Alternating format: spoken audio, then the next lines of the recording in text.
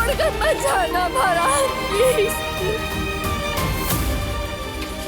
Farhan please, मुझे छोड़कर मत जाना। क्या हुआ है? डॉक्टर ने गोली लगी है, उनका खून भी बहुत बह चुका है, इनका ब्लड प्रेशर भी लो है और नर्व्स 90 है। हमें जल्दी कुछ करना होगा डॉक्टर। इमरजेंसी रूम में ले जाओ फौरन। फरहान मुझे छोड़कर मत जाना।